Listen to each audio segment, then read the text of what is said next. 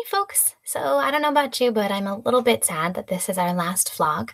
And this was pretty interesting material to cover, and I think it's really useful for us as teachers. So here we go.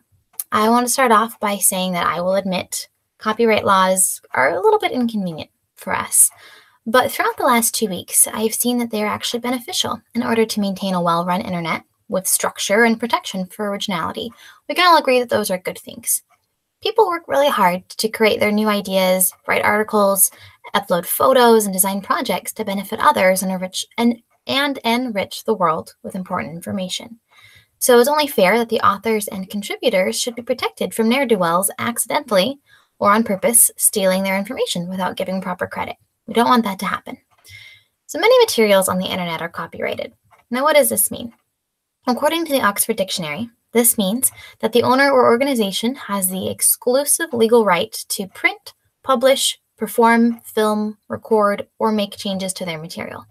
This means that other people ordinarily don't have those rights to use the material without permission. But as teachers, we have rights to use copyrighted materials under the provisions of educational purposes through fair use laws. Now, many teachers, including myself, might not understand that there are rules in place that we must follow in regards to copyright. We can't simply reproduce any information out of a book or off the internet to use in our classroom. And I don't know about you guys, but I was amazed at the fine print on the guideline chart. For instance, the idea to make copies has to come from the teacher, meaning that we can't be asked to reproduce copyrighted works by our administration or by the school district. It can't be a required part of the curriculum that the school sets for us. It has to be our own decision. That was kind of interesting. We can't make copies of printed workbooks. I feel like I've done this before. Oops.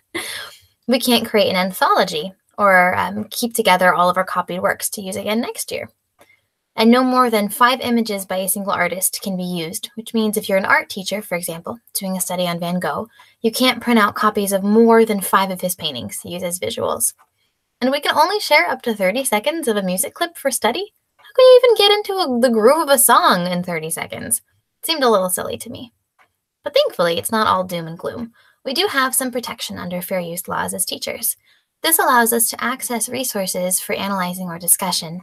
These are typically resources that we couldn't necessarily afford to purchase on our own, because we all know that teacher budgets don't go very far. So with the help of fair use, we can make single copies of small snippets for one class use, up to 9 times in a semester. That's about every other week, which that's not so bad. We can make a copy of a video if ours gets lost or stolen. So if the teacher next door to you has sticky fingers and likes to browse through your materials, you're in the clear and can make another copy for yourself.